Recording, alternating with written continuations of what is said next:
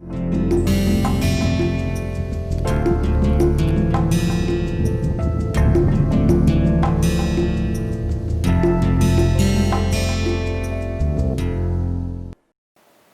friends, welcome back. In our previous lecture, we are discussing about wing planform geometry.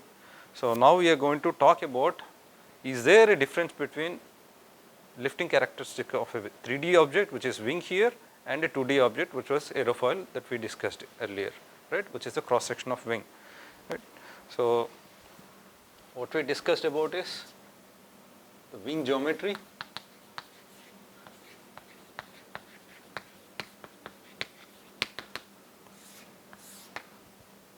So we talked about some of these non-dimensional parameters.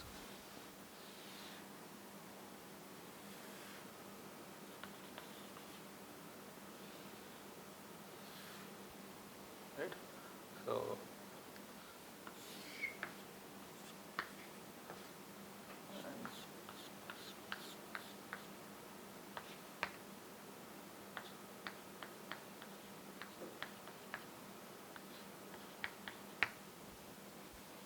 So we talked about aspect ratio and taper ratio as Ct upon Cr, and then mean aerodynamic chord C bar, which is MAC, mean aerodynamic chord is equals to 2/3 upon Cr times 1 plus lambda square upon 1 plus lambda.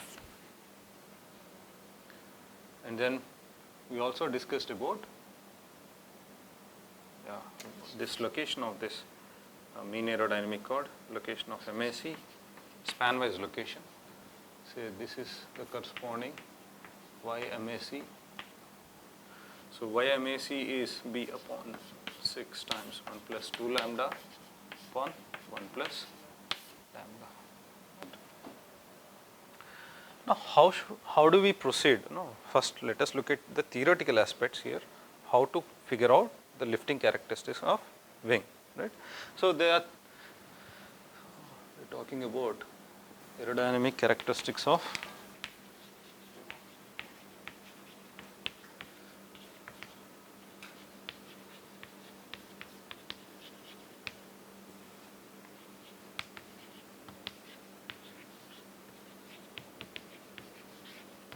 right. So there are two theories that talks about this, two main theories that talks about this lifting characteristics of wings. The first one is lifting line theory,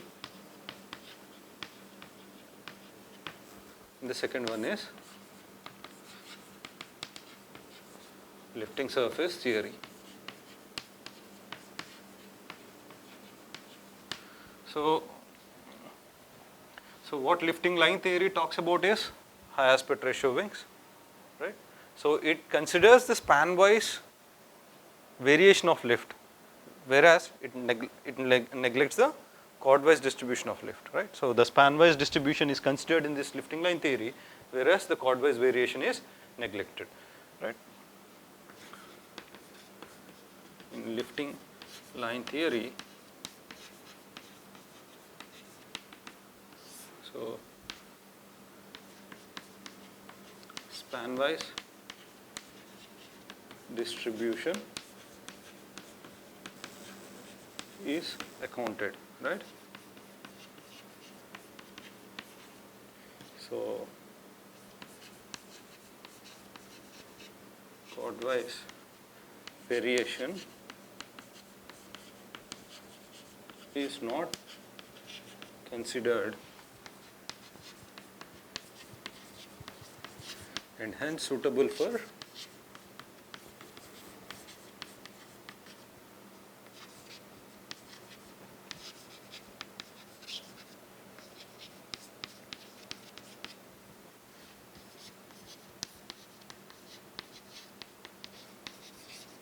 this theory is suitable for high aspect ratio wings, okay. Whereas lifting surface theory, it accounts for chord-wise variation as well, but it's very complex in nature, and right now we are not going to talk about that, right? So we are going to talk about this lifting line theory. It requires higher computational capabilities as well for this lifting surface theory. So let's consider this wing made out of styrofoam. You can see there is the cross section is aerofoil here, right? You have an aerofoil cross section, and there is, so it's about 0.75 meters approximately, right?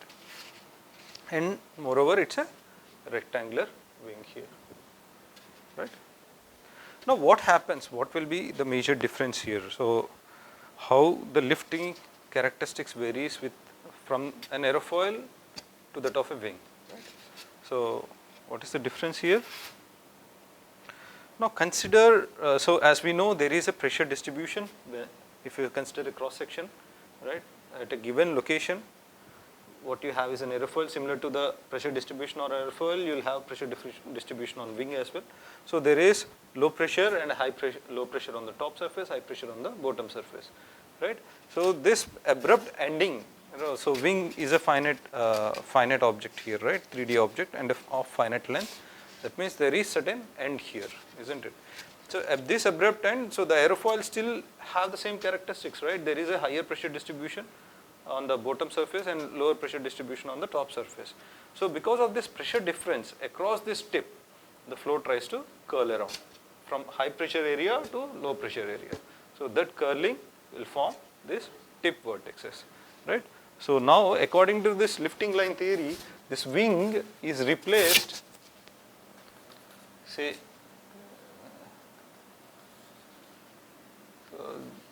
this is the wing that we are talking about, right? So this, according to this lifting line theory, this wing is replaced by, or the lifting characteristics of this wing is replaced by a vortex sheet, right? A horseshoe vortex, right? Now the part of this vortex sheet which is on the surface of the wing is known as bound vortex. This is called bound vortex, right? So this, and it is followed in the downstream by a trailing vortex, two trailing vortices, right? This is how the trailing vortex will be. The flow tries to rotate from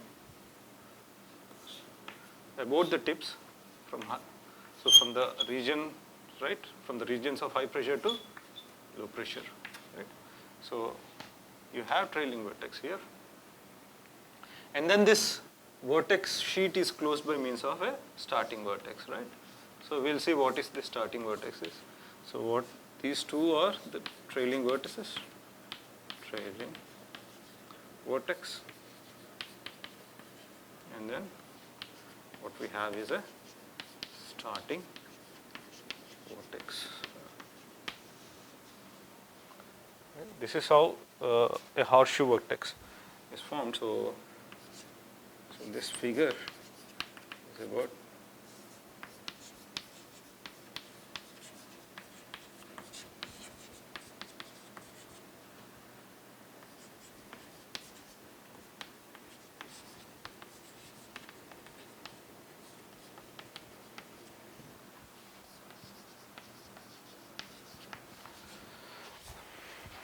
okay.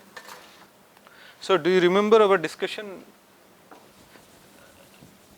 about that's two stagnation points, right, that forms on the aerofoil? Do you remember that discussion? We have an aerofoil, so we discussed about this earlier. So you have two stagnation points, S1, S2 on this aerofoil. So the streamline itself, so the body itself is one of the stagnation forms a part of this stagnation streamline, and then let us say at time t is equals to 0. So this is what is going to happen at time t0. What happens? The airfoil started moving ahead impulsively, right? That means initially the fluid particles will try to flow around this, isn't it? It doesn't have any obstruction, isn't? Am I correct or not? So there is no flow earlier, so there is no pressure distribution here, isn't it? So when, as the time progress, that will develop, right? At t is equals to 0, this will be able to smoothly pass over and then form these two stagnation points, which we discussed, right? So this will curl according to the potential flow solution, it will curl around this tip and then close this particular flow, right? Isn't it? Now, at time t greater than 0, we discussed about boundary layer and all, right? And adverse pressure gradient, because of which the flow tries to separate here, and the initial thing that has formed, right? The smooth flow that has formed. So this curl will be swept away in the stream. For example, if you look at time lapse picture of this, so at t greater than 0, what happens is,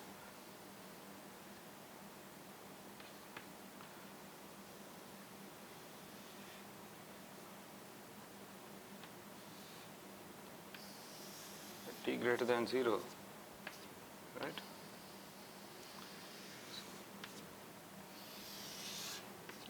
Because the flow develops after the initial fluid particles move across the aerofoil, right? So and then the pressure gradients develop. So this initial vertex which was formed here, so the starting vertex which was formed here was swept away in the flow, right? In the downstream of the flow. So this particular vertex is the starting vertex that was considered here, okay? So what is this doing? This bound vertex. So when we have an aerofoil, right? So say this is my location of this lifting line. So what I have is this upwash and also a downwash here. So this bound vertex will try to push the flow up, which is ahead of this aerofoil, right? Ahead of this vertex, and then also push. It will also push down the flow, which is behind this aerofoil, isn't it? So you have an upwash as well as downwash. So this is what this is due to bound vortex,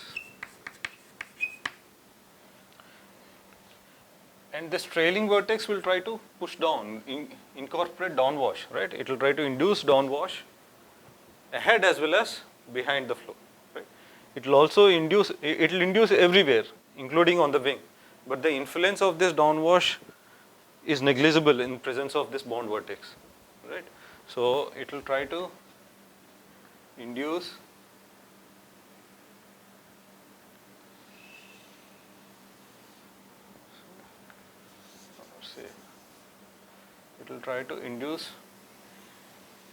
downwash.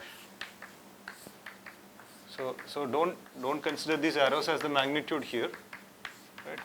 So this is just for understanding the concept about this downwash and upwash induced by this bound vertex and trailing vertex.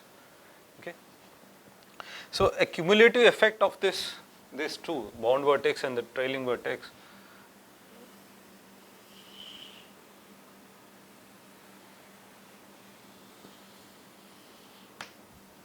will have this upwash and downwash effect. So the second color code is for this trailing vertex in the cumulative effect, right?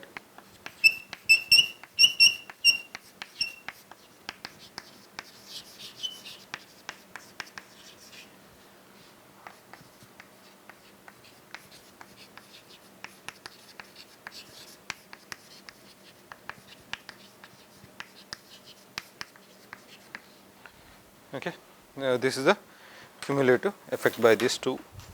So what is the immediate consequence of this lifting line theory? So at a given span-wise location, it will try to disturb the flow, isn't it? It will try to, so it is inducing an upwash, which means it will make the flow to move upward, and there is a downwash behind in the downstream, isn't it? So that push the flow downward about this lifting line. Say this is my lifting line, right?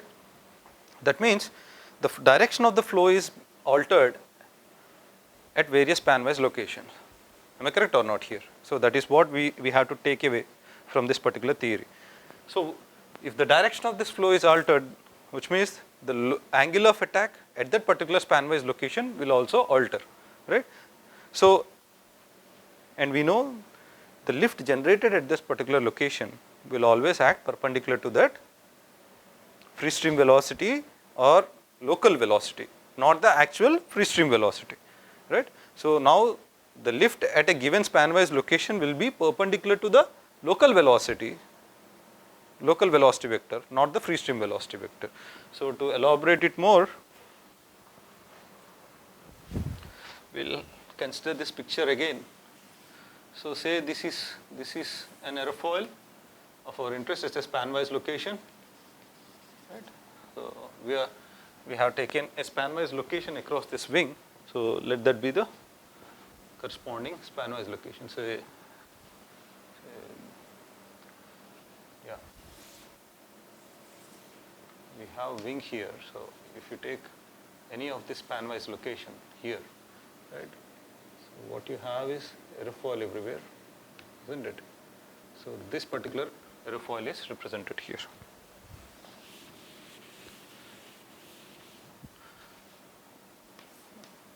Now let us say this is my free stream velocity V infinity, and the corresponding angle of attack is alpha, right? So there is a downwash, isn't it? So there is some downwash. So it may not be of this magnitude, say. So just to make it scale more realistic. So let this represent the downwash W here, right? See, in general, yeah, W at the lifting line, right? So because of which the resultant velocity or the local velocity will be tilted down, right? So this particular change in angle of attack is the induced angle of attack by the downwash here, right? So how I can represent? I can represent it by the same arrow W, and then this will be my resultant velocity VR, right? VR, and this angle is alpha I, and this particular angle is called alpha L. Is a local angle of attack, right? Okay, let me write alpha I. So this is alpha induced, and this particular angle is alpha I.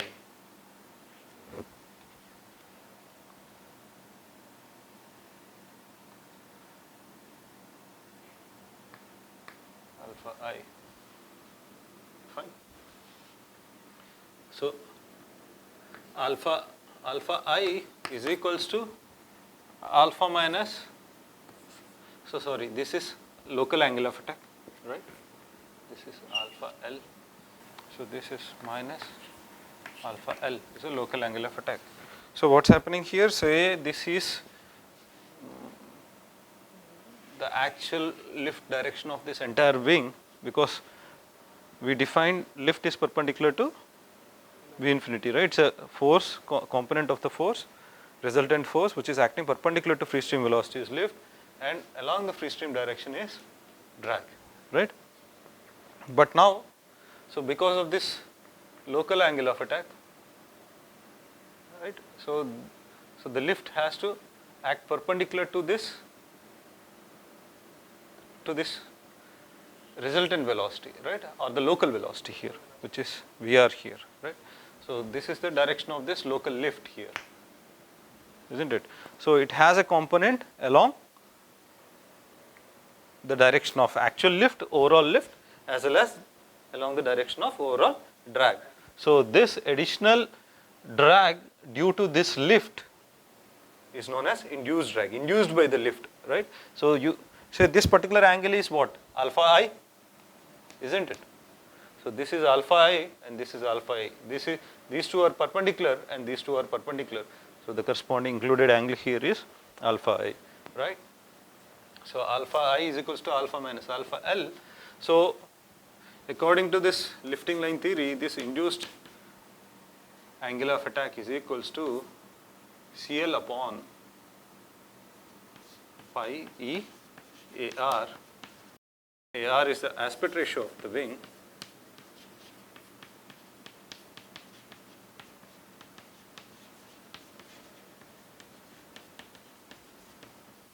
and E is the Ostwald's efficiency factor.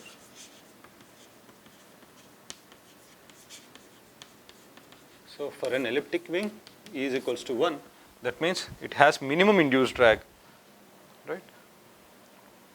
And for rest of the wings, it will be less than 1. So how the lift distribution is deviating from the elliptic lift distribution. That this factor talks about that particular parameter, right?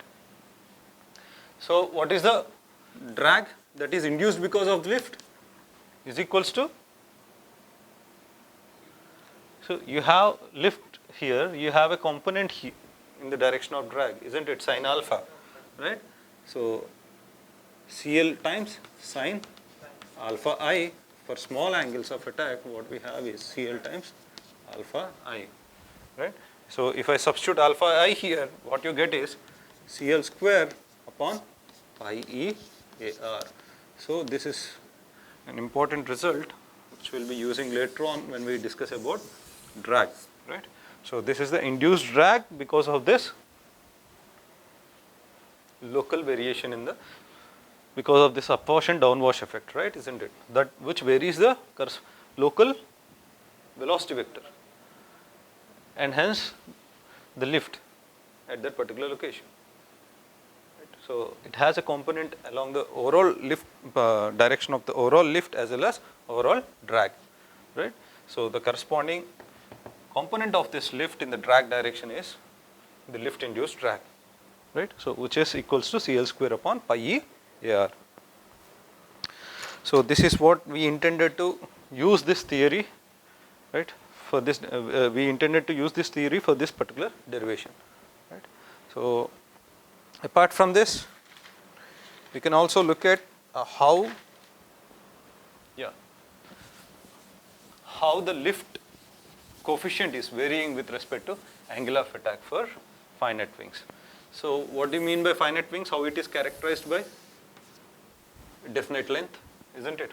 So when there is definite length, there is aspect ratio, definite aspect ratio here. So let us say CL, it's 3D CL is equals to, is varying with angle of attack here. So let us say this is for an aerofoil, okay? So this is for an aerofoil. This is how CL is varying with angle of attack. So let us assume alpha at which CL is equals to 0, right? Again, coming back to this concept, when there is no lift, that means the pressure distribution on the top and the pressure distribution on the bottom has to be same. So when there is no pressure difference on the top and bottom, do you think the flow will be curling around? It may not be able to curl around, right? There is no driving force for the flow to curl around the tips, right?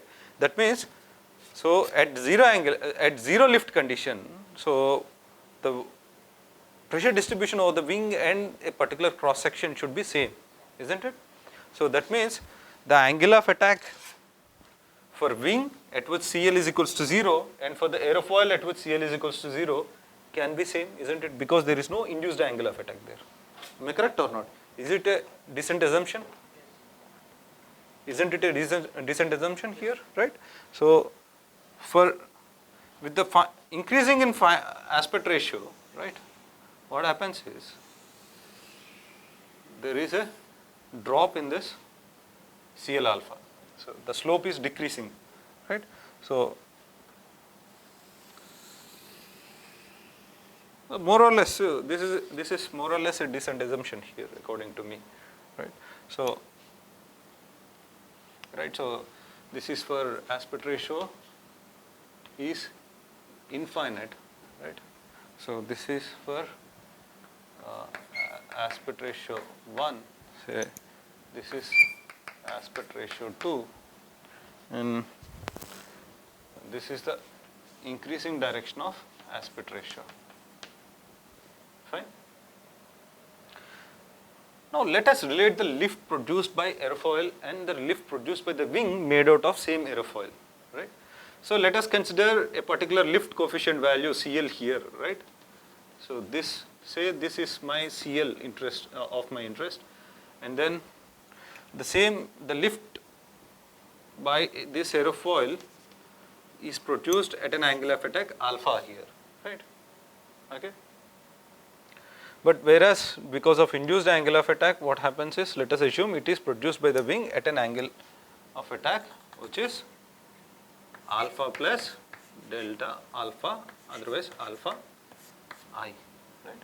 So this particular difference in airfoil 2D section and the 3D section is because of this induced angle of attack alpha I here. Am I correct or not? So let us assume this 3-dimensional slope here, d capital CL upon d alpha, right? So BA is equals to, let A is equals to dCl upon d alpha, and A naught is equals to dCl 2-dimensional upon d alpha, right? So the same lift again is produced by at different angles of attack for aerofoil and wing respectively, right?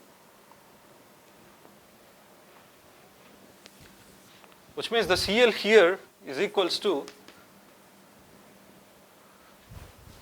so I know one point here which is alpha comma CL, and I know the other point which is alpha plus alpha I comma CL, right? And I know the other point here which is alpha at CL 0 comma 0. So this particular CL is equals to CL alpha times, right? What can I write? Alpha minus alpha at which CL is equals to 0, isn't it? Am I correct or not? So what is this slope? Y2 minus y1 upon x2 minus x1. So this small CL alpha is equals to, what is y2? CL minus 0 upon small, alpha minus alpha at which CL is equals to 0. So this is CL alpha 2D, small CL alpha here. Now I am differentiating with the wing and aerofoil, right? Earlier I haven't. So this implies CL is equals to CL alpha times alpha minus alpha at which CL is equals to 0. Am I correct? Right? Similarly, this must be equals to what? CL alpha, which is 3D for a finite aspect ratio wing. Let CL alpha be the lift curve slope here. In the linear regime, CL alpha times alpha plus alpha I minus alpha at which CL becomes 0.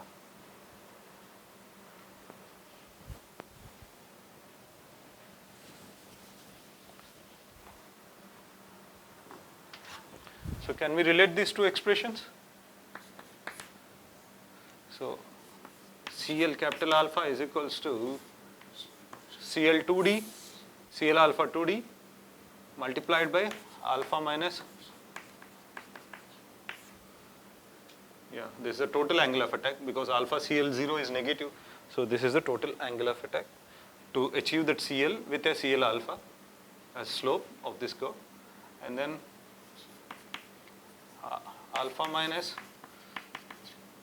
plus alpha I. So this implies CL alpha is equals to 3D is equals to CL alpha 2D upon 1 plus alpha I upon alpha minus alpha at which CL is equals to 0. So according to lifting line theory, what is alpha I?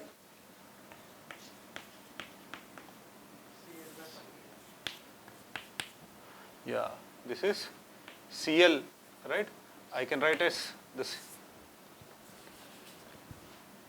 CL upon pi E AR times alpha minus alpha I, right? So alpha minus alpha at which CL is equals to 0. Am I correct or not? So what is the CL again? The CL with aerofoil I will be able to generate by using this expression CL alpha times alpha minus alpha at which CL is equals to 0. So substituting this in this equation, what I have is CL alpha 3D is equals to CL alpha 2D upon 1 plus CL alpha 2D upon pi E AR.